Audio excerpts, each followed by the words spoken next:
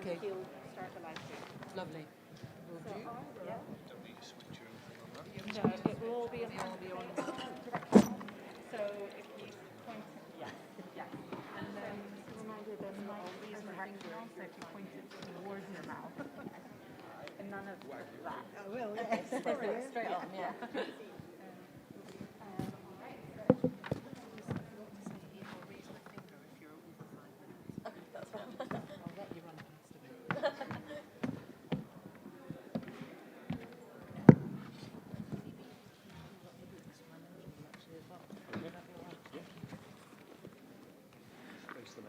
Hi, good afternoon, everybody.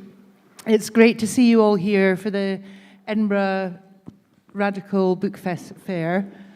They have a fantastic programme of events over the weekend, all in the bundle of Our Fight. So please do check out other events, etc. And if you can't make them in person, then online would be great. So also hello to our online viewers, which I believe that are here. My name is Morag Livingstone. I'm a co-author of Charged, How the Police Tried to Suppress Protest.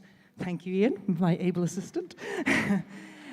Which is an urgent investigation into policing of protests in the UK over the last 40 years. And as with all the books, it's a great Christmas present, just saying. So in our times of endlessly interconnected crisis, it's very interesting to note the different approaches that particularly MPs take to protest, and trade union disputes, particularly when those industrial disputes are successful, as they have been often over recent times. On the one hand, they extol the virtues of the existing workers' rights, however limited we may feel that they are, and also the suffragettes, while on the other hand, they vilify trade unionists and people that are out on picket lines fighting for better jobs, pay and conditions.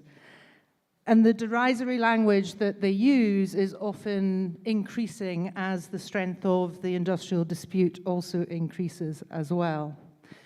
And in these times of crashing the economy, the cost of living crisis, following years of austerity, those of us who are fighting within trade unions often feel unheard sometimes. And therefore, it's very important that we get together and organise. And no more so in recent times. I think I counted 14 quite large industrial disputes that are coming up within the next 3 to 4 months of workers, from rail workers to nurses to funeral carers to housing, etc. So what does that mean in this era of strikes? Is this time any different from other times, or are they the same as they ever were? How can tools such as associated power, as Ian Allison here discusses in his book, thank you, help connect people and locations, or individual causes and campaigns sometimes better separated and not combined? And we'll explore all of that, and I'm absolutely delighted to introduce the panel that we have here today, who are going to discuss these issues. First of all, each of them is going to talk for about 5 minutes, and then we'll go to some questions, a discussion amongst ourselves, and then we'll open it up to the audience, both here and online. So I'm delighted to introduce you, first of all, to Leslie Cunningham, who is a member of the Revolutionary Socialism in the 21st Century, an active member of Edinburgh Coalition Against Poverty, Edinburgh Action for Palestine, Edinburgh Anti-Raids, and a member of other campaigns as well. So very, very busy. Leslie's also a member of Unite the Union and their LGBT plus committee. Thank you, Leslie. And Leslie has also kindly stepped in at the last minute because Eileen Turnbull unfortunately has to go to a memorial service for the wonderful Eliza Warren, who was also one of the Shrewsbury 24 campaigners, and sends her sincere apologies. I do also recommend that you buy, along with Ian's book, Eileen's book as well, and of course mine, because that's why we're here. I'm also delighted to introduce Aditi Jihangra. Is that right? right? Kind of, sorry. She is the chair of the Georgie Dalry branch of Living Rent, Scotland's Tenancy and Community Union. And she's been a member of the union for 4 years in a vast number of different roles. Now, Living Rent is a democratic union which fights for tenancy rights. They're not politically affiliated, however, their influence, I think, is quite large, considering the actions that they've managed to take in holding members of Parliament and the Scottish Parliament to account. The Tenancy Union has won thousands of pounds back for tenants. They've stopped illegal evictions, won policy changes, and had protection for tenants. And then, of course, we're right at the centre of the recent rent freeze law that's been passed in Scotland. And Ian Allison, who's an author and activist, has worked in activism for 3 decades in the workplace, mainly in a multinational corporation, which was ununionized and unorganized. He's led strikes for unions that have led to job, pay conditions, your pensions, etc., all being improved, including holiday pay. In 2009, he led the first national strike in the IT sector, which is a notoriously difficult sector to organize. And from this, they managed to secure a national agreement despite not having national recognition of the union. And beyond the workplace, he has served on the National Executive Committee of Unite the Union. He stood in 2017 as the Grassroots Socialist Campaign for General Secretary. But you've also, Ian, been involved in Manchester Trade Union Council and coordinating the organisation and solidarity action for disputes and campaigns on climate issues. And as an activist, Ian was frustrated that there wasn't a guide to organising and aimed at the workers in the workplace. So as all good activists do, he just got up and wrote it himself. And I do highly recommend his book as well. I have had the pleasure of reading it and learned quite a bit, actually. So here again is Ian's book, and I encourage you all to buy it. So with that, Leslie, could I ask you to start your contribution? Thank you. Good afternoon, everyone, and many thanks to the Lighthouse Bookshop for organising the Radical Book Fair and allowing me to participate in this event. I'm delighted to be here with Morag, Aditi and Ian, and very much look forward to engaging in discussion with you all. The last 6 months have been a really exciting time, but I want to start by looking back to last November and the tremendous COP26 protests in Glasgow. Although COP26 was blah, blah, blah, as Greta Thunberg rightly described it, the protest, despite initially appalling weather, was a shining example of intersectional solidarity. At the forefront were banners exposing ongoing colonialist exploitation of the Global South and its shocking contribution to climate disaster. There were Palestinian activists, a strong and colourful LGBT+ presence, and last, but certainly not least, vast numbers of trade union banners and flags. Tens of thousands of people took over the streets for the day, and despite extremely heavy-handed policing at the start, it soon became clear that the protesters were not going to stand any nonsense, and the balance of forces was on our side. I look back on that day as one of hope, joy and solidarity, and today's COP27 solidarity protest in Edinburgh, although much smaller, I think was equally tremendous and equally diverse and inclusive. There have been many more examples of intertwining picket lines in the last 6 months. The first picket line I joined in solidarity was during the first RMT strike on 25th of June, coincidentally the same day as Edinburgh Pride. It was one of the most diverse and colourful picket lines I've ever been on, and what happened later that day was even better. It was discovered that Exxon, destroyer of worlds, or at least doing its best to destroy this one in the interest of profit, was sponsoring Edinburgh Pride. A large section of the Pride March broke away and joined the RMT at Waverley Station. 2 birds killed with 1 stone, exposure of pinkwashing by Exxon and solidarity with striking rail workers. Another great example of an intersectional solidarity was the incredibly positive response I and another member of Ukraine's Solidarity Campaign Scotland experienced when leafleting at the Pussy Riot gig in Edinburgh last Tuesday. In the course of that, I also found that the person I was leafleting with supports trans liberation. A big shout out to Living Rent for their amazing work going round door to door to build support in communities for the CWU strikes. I must also mention the fantastic Trade Unions and Communities initiative, funded by Unison, the RNT, Unite, and I think CWU and probably other trade unions.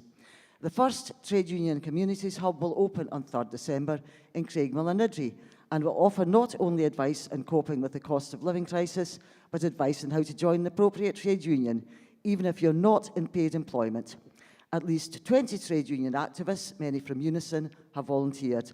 And they're also hosting another launch of Ian's book on the 11th of December. You can register for that online. Obviously, there's still a lot of work to be done, and solidarity has to work both ways. Some trade union activists still see supporting issues such as the GRA reforms as low on their list of priorities. But I remain optimistic that socialists can join up the dots between community and trade union activism and overcome the divide and rule propaganda the Tories and much of the media try to use to pull the wool over people's eyes. Yesterday, at an Edinburgh Coalition Against Poverty stall at Leith Job Centre, we were talking about organising claimant solidarity with striking job centre workers, following the overwhelming vote in favour of industrial action announced by the PCS union on Thursday. One struggle, one fight, climate justice, workers' rights. One struggle, one fight, climate justice, trans rights. Thank you.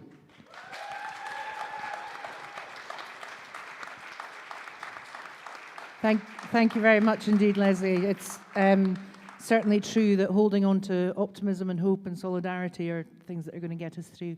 Aditi, thank you. Thanks very much, Morag, and a big thanks again to Lighthouse for the Radical Book Fair. Really happy to be here. So my name is Aditi, and I'm a member of Living Rent. So I'm going to talk to you about who we are, what we do, and how we've been supporting the strikes, and the real importance of tenant and community unions standing together with workers.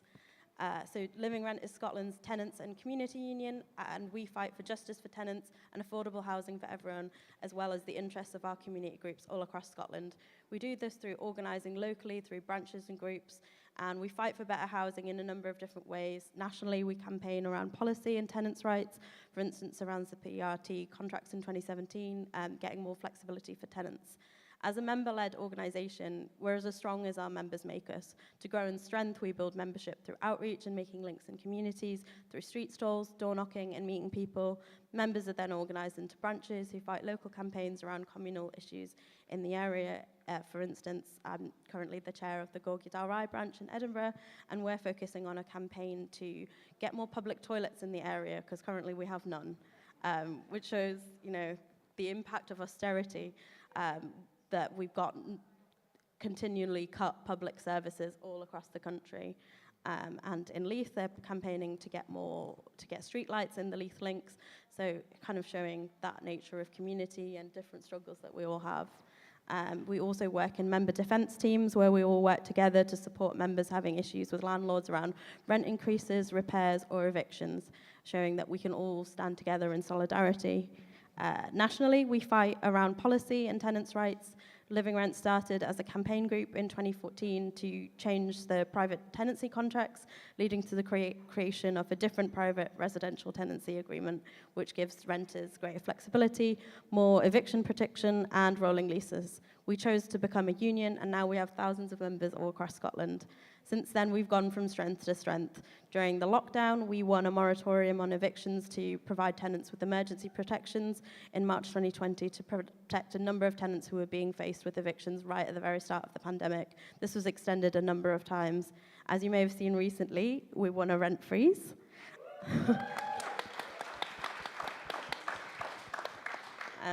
And now, obviously, that didn't just happen. It was brought about through years of campaigning and our union's drive to push housing to the top of the political agenda.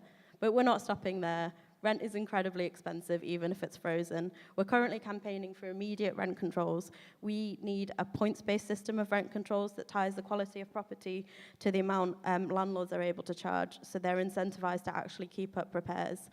And we are going to win them. Rent controls in Rent controls in Scotland used to be a pipe dream, but through hard work, through door knocking, through lobbying our politicians, through building support in our communities, we are so close to making them a reality.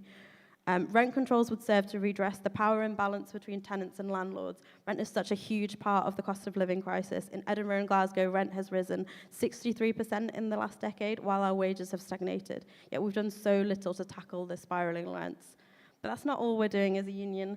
Recently, as Leslie mentioned, we've been engaged in strike solidarity across Scotland, supporting trade unions on picket lines, fundraising for those on strike, and providing support to different campaigns. As one of our fabulous members, Annie, said at the Scotland launch of Enough is Enough, Living Rent is made up of passionate and angry people. We've seen the cost of greed. It's not a cost of living crisis, it's a cost of greed crisis. Our struggles are all related. We need solidarity across the left to combat the biggest assault on workers, tenants, and the working class we've seen in years. Building solidarity and inspiring hope when it seems like there's none is really difficult sometimes. So as well as working locally, these national campaigns focus on that long-term and wider-reaching change. I think a few years ago, we never would have thought we'd be able to achieve a rent freeze, but it just shows that together, united, we can do so much. And housing is that really key part of the crisis that we're facing, and it's really connected to our struggles for higher wages, affordable bills, and the climate crisis as well. So thinking about the structure of how we build as a union, we're a democratic grassroots organisation run by tenants for tenants, and we're built from that neighbourhood level up, building that power through community and solidarity to fight against that power imbalance against tenants and landlords, to curb short-term lets, or to address the climate crisis by retrofitting our homes and making our homes actually warm, and tackling Scotland's carbon emissions. As the cost of living crisis gets worse and worse and our wages continue to get cut and stagnate, our rent continues to be unaffordable and our homes continue to be broken. It's more important than ever that in your workplace you join your union, but in your community you join Living Rent.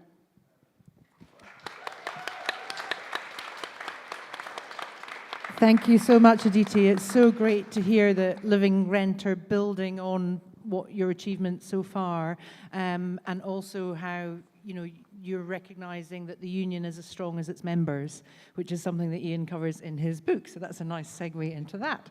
So Ian, would you like to? Yeah, hi everyone. It's great to be at a really impressive event. I mean, I'll start with something that Morag mentioned when introducing me, which is kind of why I wrote the book, and she used the word frustration, and that really was it, because over many years trying to organise at work, I found myself learning things the hard way from people I met, from training courses I went on, from things I read, and over again I was thinking, I wish someone had told me that 5 years ago. It could have saved me so much pain, and I couldn't believe that there wasn't a decent guide to how to organise at work. There are lots of great things out there, but I found that they tended to suffer from two problems. So they tended either to be just the kind of nitty-gritty technique, if you like, how to map your workplace or how to have an organising conversation, or they present some kind of grand plan for reviving the global working class movement. And I think what you need as somebody trying to organise at work is you need the technique and you need some of the politics and the ideas, and they only really make sense to me if they're together. So that was one of the problems I found with the books that were already out there. The other was that a lot of us in Britain were relying very heavily on books from the US, and some of them are very good. I mean, I learned an enormous amount from stuff by Jane McAlevey and from Labour Notes in particular. Some superb books, but of course the US isn't the same as here, is it? It's a very different legal, industrial, political, cultural context, and those books, you find yourself reading it thinking, does that apply here? How would I apply that here? And there's a whole load missing as well, isn't there, about our landscape and about how to navigate that and try to organise on that terrain. So my frustration got to the point, as Morag said, that I started trying to write something myself, and I've tried to bring together that kind of technique and the politics together in one book, because I do think you need both. The other reason why I think it's important is I felt there was a big appetite for organising at work, and since I started writing, that has got a lot bigger, hasn't it? So the most basic level, there's people who are just fed up with how they're being treated. And clearly, the sight of the strikes we've seen over the last year have inspired a lot of people. I mean, when the first RMT strike that Leslie mentioned happened, the Google searches for join a union went up. We've seen even workers who aren't in unions at places like Amazon warehouses, or near me in Bury, the Cranswick Continental Food Factory, wildcat strike by workers not in a union at all. I went up to that factory and chatted to some of the workers there. And this is a stereotype, hard to organise workplace. You've got 50 different nationalities, they're on shifts, high labour turnover, all of the problems that you'd be told make it impossible to organise. They'd managed to have a strike for 2 or 3 days. They'd won some concessions from management. And when I went and talked to them, some of them didn't know what a union was, but they knew what a strike was. And I think that's really important, because what I mean by organising isn't about getting people to fill in a union membership form. I'm sure most of us know workplaces where there are people who are union members, but people don't stick together. You know, people act like individuals and management walk all over them as a result. And I think those examples show that it's possible for workers to stick together, you know, even in those really difficult situations. But if we want to do that on scale, and if we want to sustain that over time, I do think we need union organisation. And the book talks about how to try and build that up systematically. But it also talks about some of the limitations of union organisation. You know, unions, as well as being organisations of workers where we try and stick together, they have a life of their own. They have, if you like, an apparatus that starts to pursue its own agendas. So I think if you're trying to organise at work, you have to have your eyes open, I suppose, to how those different elements within the union operate, and how to try and navigate them, and how to try to make sure that we're pursuing what's in the best interest of workers and not anybody else. So that's a kind of very quick summary, I guess, of what I've tried to cover in the book. Yeah.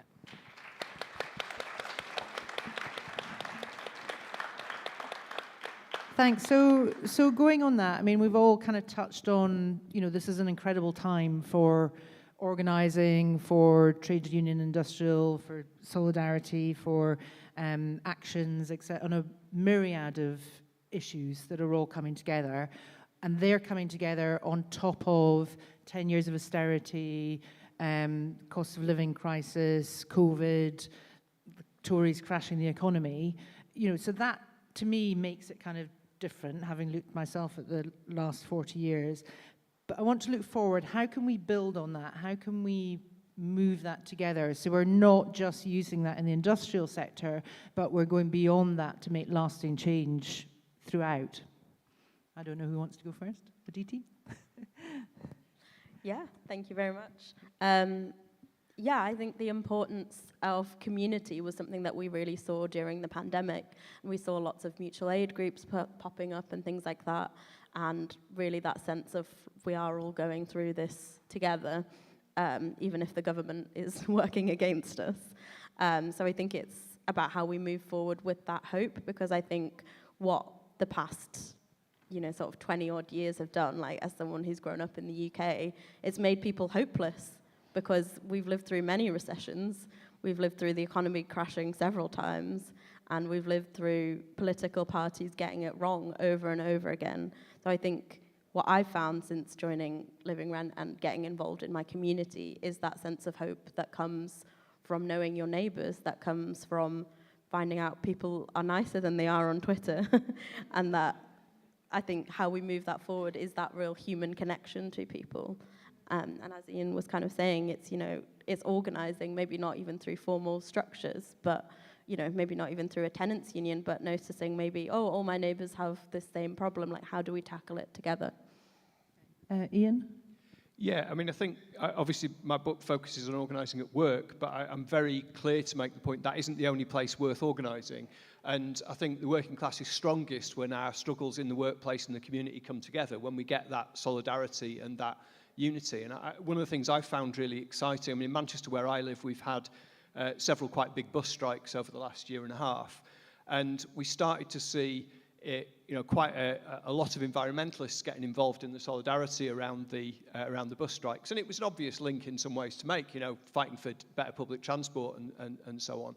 But it's gone beyond that, I think, with the development of things like XR Trade Unionists, people recognising, when for a long time, I think it's often felt like unions and environmentalists really at loggerheads a lot of the time, you know, with a focus on the areas that we disagree about. And, you know, I think there's been fault on both sides with that, with unions, you know, backing environmentally destructive projects on the basis that it has a short-term interest in some people maybe having some jobs.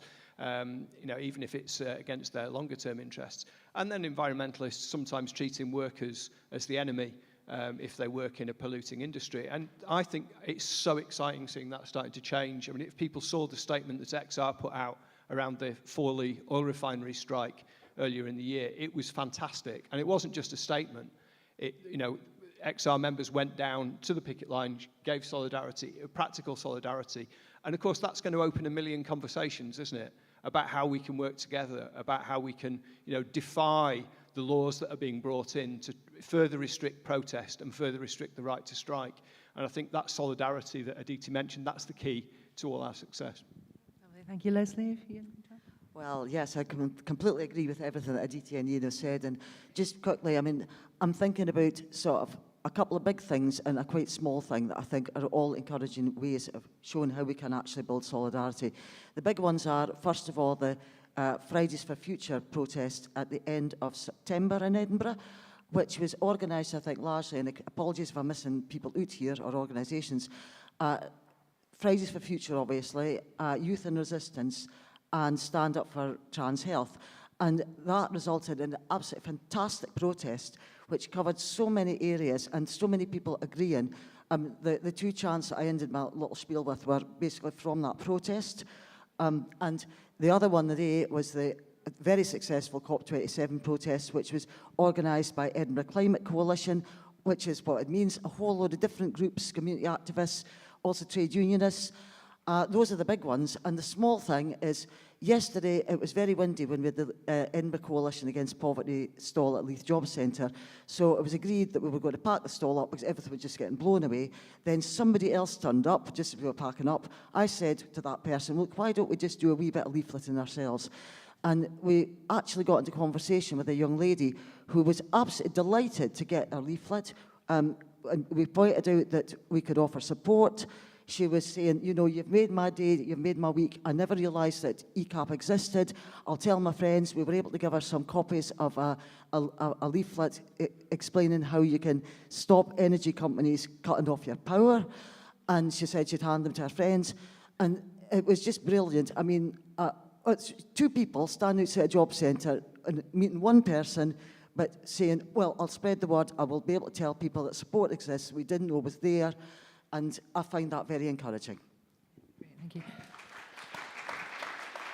And it sounds like a lot of what all three of you are talking about is what Ian calls in the book associated power. Ian, do you want to explain a little bit about that and when it's not appropriate to use it? Because I'm just thinking there's a lot of young people in the audience who may be starting out, and it might sound quite a big thing to connect all of this together. So for the both of you, how do we start? So Ian. One of the things I argue in the book is that we need to get people talking about power a lot more, because most of the time, most of us feel very powerless. And power is something bad people do bad things to us with. But I start the book with a quote from Martin Luther King talking about how you need power to get any sort of justice, don't you? And power is the ability to get the outcomes you want. And if we don't get that power, we're going to get trampled over.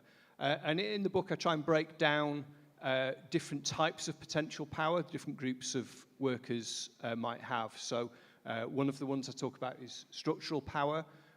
So you might have seen the Liverpool Dockers have just won a significant pay rise. They'd be an example of a group of workers. There's only, I think, about 1,000 of them on the Liverpool docks, but between them and Felixstowe, they handle the majority of of Britain's container traffic. So obviously they have a power beyond their numbers. And there are lots of other examples of this, I think. If you imagine workers on a production line, how many people here have seen the film Made in Dagenham, for example? No? A few?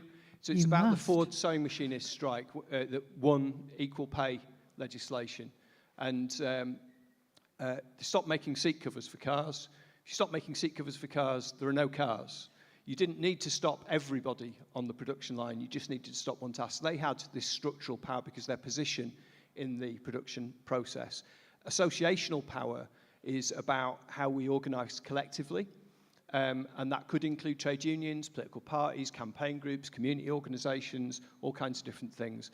And basically, if you've got less structural power, you probably need more associational power to get results. So another example would be, if you think of supermarket checkout staff, often treated really like at the bottom of the pile, very badly paid, and so on. And yet there's millions of pounds of perishable goods going across those tills every day. Just imagine the power if those tills stopped operating to cost some very big companies a huge amount of money. But of course, those tills are organised in parallel, aren't they? If I stop my till and you carry on yours and you carry on yours, nobody notices. We all have to stop together. So it's not the same as the forward towing machinists. They have to have more organisation and more people involved in order to have power. So I guess those are two examples of the types of power I talk about in the book. But I think the more that we can take action together, the better. Great. And Leslie and Aditi, have you anything to add to that from your own experience about how to build and leverage power? Aye, thanks very much. Just when you were speaking, Ian, about supermarkets, something occurred to me. It must have been about a couple of years ago, during the pandemic, when you were only allowed to do certain things like go into the supermarket. I heard that Sainsbury's were going to lay off about 3,000 workers in Scotland, and they were saying it was because of the pandemic. And I spoke to one of the supermarket staff, discreetly obviously, and said, "Is this true?" And they said, "Yes." I said, "I think it's absolutely shocking." And then various other things, you know, I'm sort of chatting to folk at the checkout, I always ask them who they are. And then again, one day it was pretty quiet, and I said, "I think, you know, are you folk here, are you going to get a pay rise?" "Oh no, oh no." Anyway, it's over the course of a year or so, it's now become the case that I've got some pals in my local Sainsbury's. And the best thing was, about a couple of weeks ago, it was the day of the rally outside the Scottish Parliament when they were going to vote on the first stage of the GRA reforms. And one of the staff came up to me and started asking me how it had gone. And I couldn't believe it, because they were in earshot. I mean, it was, as you were saying, we were at one checkout, which was shut. There was the one that I just left, which was staffed. Fortunately, the guy at that checkout is a pal of mine as well, so I could tell that the other guy was not going to be worried about talking about this quite openly, quite politically, in front of a colleague. So we had a good discussion about that, and I gave him a few stickers, and I was thinking, yeah, this is quite good. Thanks. Thank you. I mean, never, you know, the pandemic was truly awful, but it did raise awareness of how, you know, who is important in our society in many, many ways. Aditi, if you've got something. Yeah, I think just on terms of what you've been saying around the pandemic, we've noticed that since. So our street stalls, people are much more willing to come up to us and talk about, you know, something's clearly not working, this housing system is broken, but people have been far more keen to come up and say, like, actually, like, why is my rent so expensive? Why is my landlord so terrible? But I think a really nice example of sort of that solidarity of different groups and building that power, I mentioned it briefly earlier, but was the Scotland launch of Enough is Enough, a campaign set up of lots of different groups. Started down in England, but now we've got a Scotland group as well. But at that event, we had speakers who were from football fans, trade unions, lawyers who were talking about anti-racism and immigration, as well as living rent and other community groups. So I think, you know, we're facing this huge crisis, and that is something to bring us all together rather than divide us, because together we have so much power. So I think it's been really inspiring to see all the groups and the campaigns that have been set up in response, and how quickly people have mobilized behind all of them as well. Yeah, that's great. I've just one more question before we open it up to the floor and online. With all of that, and with all the achievements, and as we organise more and more, you know, through cross picket lines, intertwined picket lines, Enough is Enough campaign, you know, as I said at the beginning, the vilification of organising has got worse, I think. I'm going to coin a statement from my co-author, Matt Foote, who says that he thought Priti Patel was the worst Home Secretary that we had in 200 years, and then we got Braverman. So how can we, as organisers, campaigners, overcome that? Because it can be quite daunting if you've never done it before, you're joining an organisation and a group. How do we overcome that? How do we encourage other people to be involved? Ian? I mean, we've been having an increasingly repressive kind of state in Britain for many years, with just wave after wave after legislation against protest, against strikes, against migrants, and so on. And that's clearly continuing. We're already in a position where in some industries, workers cannot take lawful industrial action. I mean, if you work in construction, how on earth are you expected to take lawful industrial action when the odds are you're going to work for 20, 40 different companies, or be self-employed, bogus self-employment's rife, where people come and go off a site all the time. It's not a stable workforce. And you've got a legal process for balloting that takes months. It's just impractical. And that's why in that industry, it's more the norm that people get together, they have a meeting, they put their hands in the air and they walk off the job. And that, as people used to do before there was any legal protection for taking industrial action, and they have to take the position that if the employer sacks any of them, none of them will go back until they're back in work. And this is against some of the most vicious employers in the country, with a history of blacklisting and victimizations. And this happens week in and week out, and it usually wins results. And I think we have to see what's happening with the Tory legislation as pushing more workers into a position where we have to choose between taking lawful, ineffective action or taking unlawful, effective action. And I'd like to see a lot more solidarity between some of the campaigners around climate and anti-racism who've been doing a lot of work with direct action and seeing the need to defy the law to get results, and trade unions who've got a lot more resources but are often a lot more cautious about defying the law. Let's see some solidarity there where, if we could get that coalition together where we said if anybody is the victim of this repression, we're going to back each other up, we're going to coordinate our protests, we're going to support each other, I think the law would become ineffective very, very rapidly.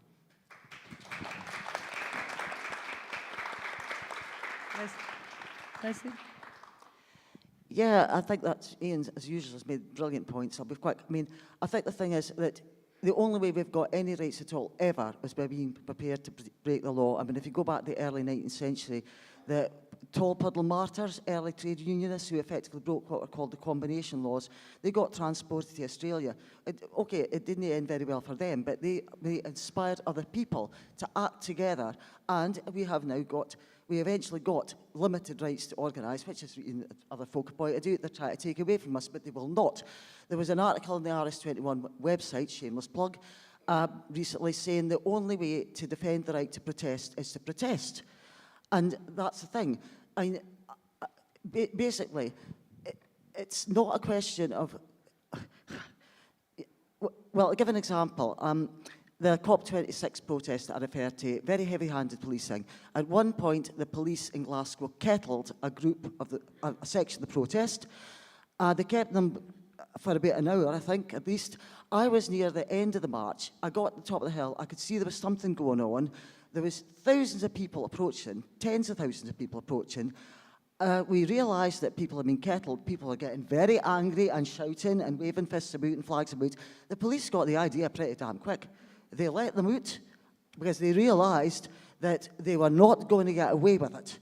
And if they had actually continued to kettle these people, probably a riot would have broken out and they would have been in no position. They'd have been outnumbered massively.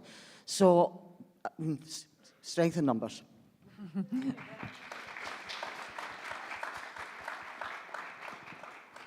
Thanks very much.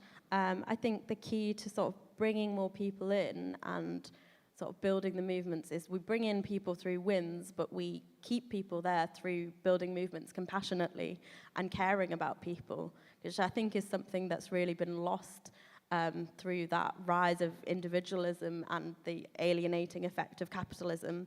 So I think providing a space where you can gather with people from your community and talk about your issues, because at first glance you might think, well, what's that got to do with housing? Like, how do these strikes relate to that? But as tenants, we are also workers. Our homes don't exist in a vacuum. We've got bills that we need to pay in our drafty and single glazed homes. We have to go to work and get pay cuts and have poor working conditions. So I think recognizing there's more that unites than divides us is something that's really important to stress, because on the face of it, you can think, like, what do all of these people have in common? But we all live in a world and our communities that bring us together.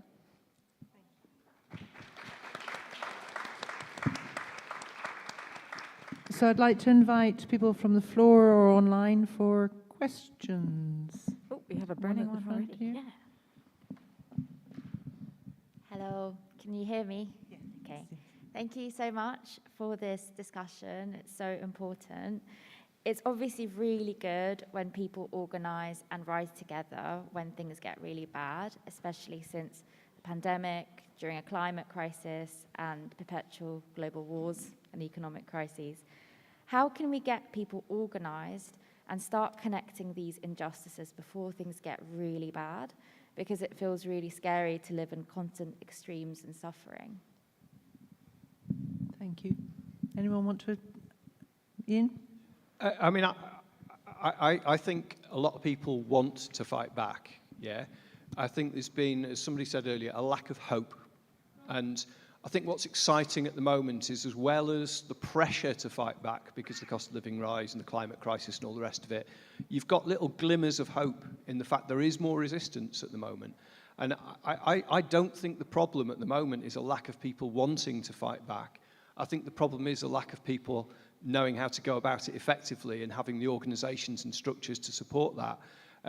So I think the more we can kind of build networks to support each other. I mean, my experience trying to organise was that you're continually confronting problems you've not confronted before, and you're thinking, what do I do about this? And I say to everybody, get as many bigger network as you possibly can of people you can pick the phone up to and say, I'm thinking of doing this, have I lost the plot? Or I've got this problem, what do you think? And you'll get 10 different answers from 10 different people, but it gives you food for thought. And I think the more we can get people to not see organising as an individual problem, that they're facing these powerful landlords or bosses or whoever it might be, but that we're tackling it collectively and we're supporting each other. I think there's an appetite there, but that appetite needs feeding with some more victories. Yeah. Might not get all the way to you. Hiya. So I've done a wee bit of organising in that myself with the IWW, but I wanted to ask, one of the first things that, as a bit of a softball question, but one of the first things that like a lot of new organisers always ask me is, what if I get fired?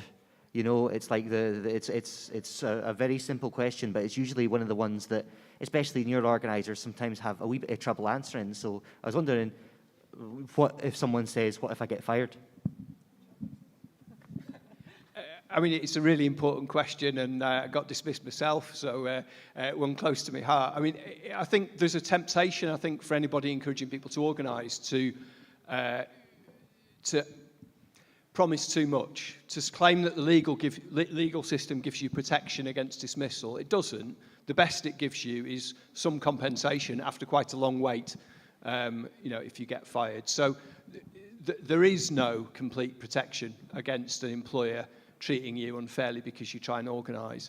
But what you have to weigh against that is, if you don't organise, you're going to get treated unfairly day in, day out. And, I used to say to workmates, after I'd been organising a little while, I'm still here, there's plenty of people who haven't tried to organise who are not. And there are risks. And it's one of the reasons I think things have picked up at the moment, is it's not just you've got the pressure from the cost of living crisis, we've got a tight labour market at the moment. So the fear of dismissal is actually a bit lower. People think if I get fired, it's not as hard to get another job. Certainly that's been my experience recently. So I think just being honest with people is the best approach, that, that there is no guarantee you won't get fired, but there's risks of not taking action as well. Yeah. And I must say, Ian has a very good chapter of that question and many others. Anyone else in the room? We've got a couple online, and then I will come to you next. So from the online ones, there was a wee comment from Jude on the subject of unions. Shout out to the United Sex Workers and the work they're doing in Edinburgh. From Tara, can you talk a little bit about how to foster links and organising in the precariat, and especially among younger workers in disconnected gig work? Okay. Ian, do you want to go first? Then Aditi, you might have something, Leslie, as well. Yeah, I think there are some differences if you're in a job where there's very high labour turnover, you can't have a kind of 10-year plan for how you're going to organise your workplace, so you're probably going to have to take a bit more risk. And again, it's in the context where your chances of still working there, if you don't take that risk and you don't try and organise, are probably fairly modest as well. So the risks are a bit, but so I think you've tended to see quite a lot of success for some of the, what I call micro unions, some of the small non-TUC affiliated unions that can be a bit more agile, faster moving to organise ballots and so on, in organising amongst some of the most precarious workers. But I do in the book talk quite a bit about how we have to unpack the notion of being precarious, because I think there are different things people mean by the same word. So there are huge numbers of people who are not in kind of standard employment arrangements, what you might imagine, but there always were. There's a myth that years ago everybody, worked from, when they left school for the same company till they retired. There was a small minority of people ever that did that. I think what's changed is that there are now more people with degrees who are finding themselves in that position, and it's the overwhelming experience of younger people that they find themselves in more volatile employment. So it creates a different kind of shared experience for a kind of cohort of people who are going through that same experience to what, that was the experience of a lot of manual workers in the past. I think that kind of job volatility. But I don't think there's a kind of magic bullet to organising those people, but people do manage to organise. I gave the example of the Cranswick Continental Foods near me earlier on. But the last point I'll make about precariousness is that it's often not about how big your risk is. People feel vulnerable. People are afraid of losing their job. And that's often not about how likely they are to lose their job. It's about the consequences if they do. So in the book, I give the analogy that if you painted a 6-inch line on the ground and asked me to walk along it, unless I had a few beers, I probably could. If you put it 100 foot up in the air and asked me to walk along it, I'd be absolutely terrified and I'd feel very precarious.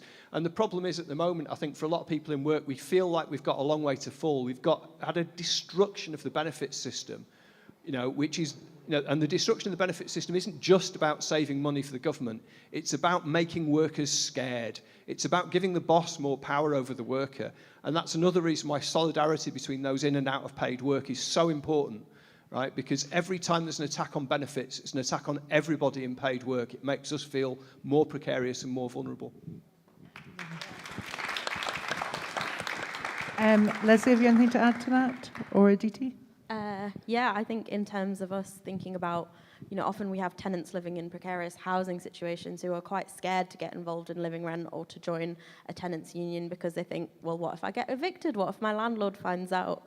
And I think through that, people also have this misconception. Sometimes they're like, well, I'll join, you've obviously got loads of lawyers and loads of resources behind you. And you're like, our resources are us, are our members. We stand together and we find out about the law because quite often it's not on our side. For instance, if you have a rent increase and you take it to a tribunal, often your rent can go up further than the rent increase proposed. So that's great. So the law is often not on our side, but I think the fact that we have power in numbers and strength in numbers, because it is a scary situation to go up against someone who has more power than you, whether that's your boss or your landlord. But I think knowing that you have that collective action behind you and that history of winning is something that really helps people feel a bit more confident.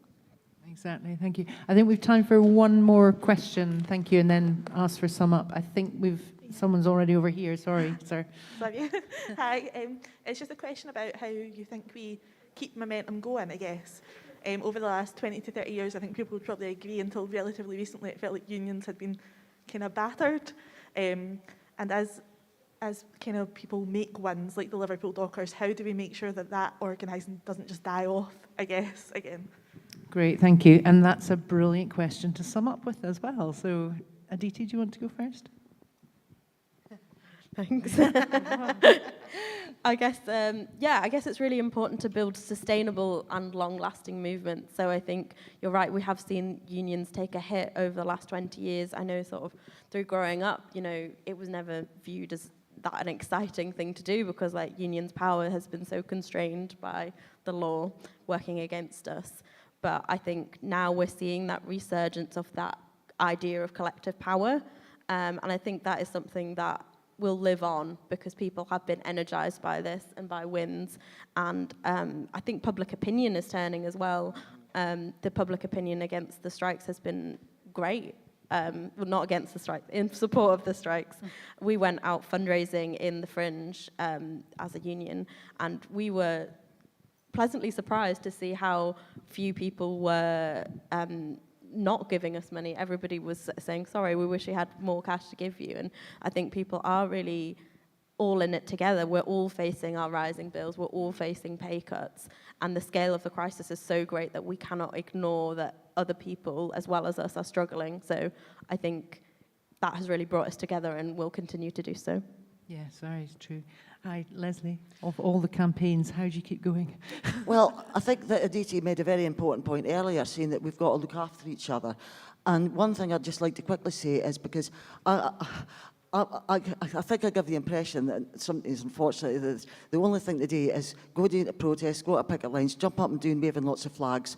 And that's all very well, but not everybody can do that for very good reasons, particularly with the pandemic. What if you're at high clinical risk? What if you're a wheelchair user?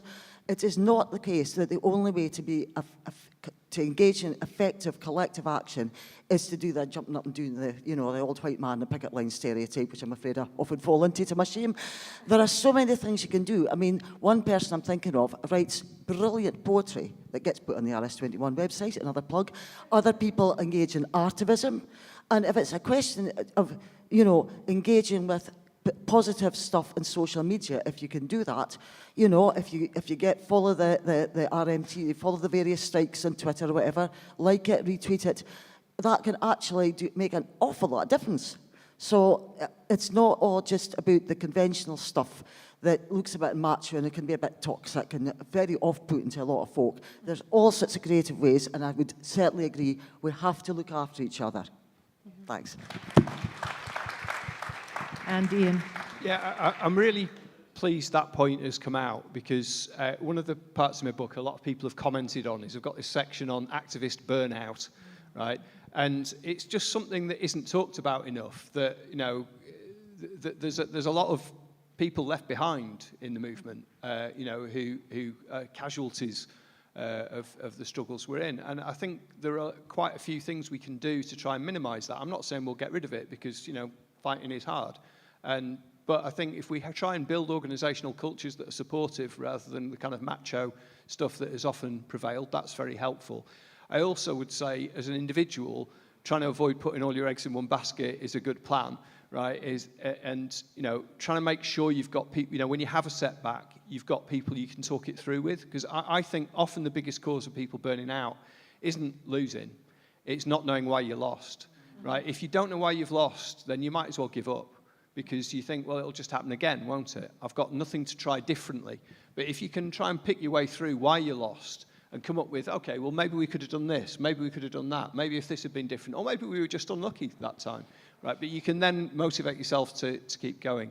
The other thing I'd say is a bit more collective, which is that I think the pressures to organise are not going away.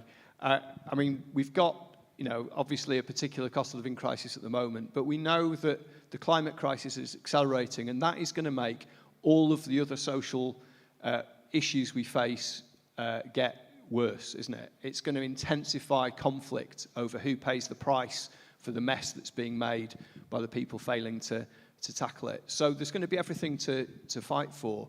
And I think that the best thing we can do is to try to make sure we're creating organisation that is kind of grassroots-led, right? Where it's about us as working class people sticking together in workplaces and communities, and not the kind of top-down, I call it once-a-year trade unionism. So some of you may be in big public sector bargaining units where you only hear from the union once a year when there's a pay round or something like that, and then nothing happens in between. You compare that with if you talk to someone on one of the post-worker picket lines and their view of what trade unionism is, where they bargain over everything every day, right? Because actually by sticking together is how they don't just deal with what their pay is or what their hours are.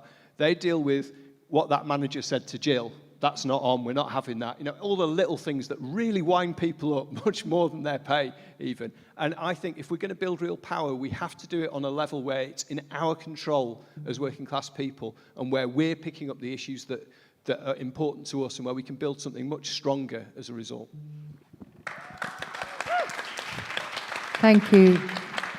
And it's really great to hear all of you kind of touching on that empowerment is coming about despite what the government is trying to do.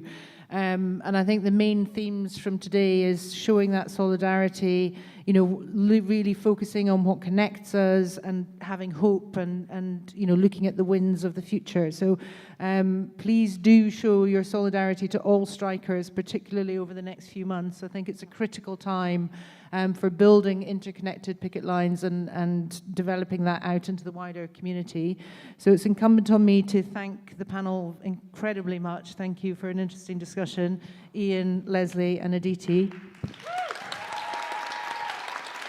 Ian does have to rush off to our train, but I believe you've already signed books for people to purchase. And Aditi, Leslie and I will be kind of hanging out at the end of the room there, and I'm happy to sign books too, if that happens to be your want. And finally, thank you very much to Lighthouse, not just for this amazing panel, but also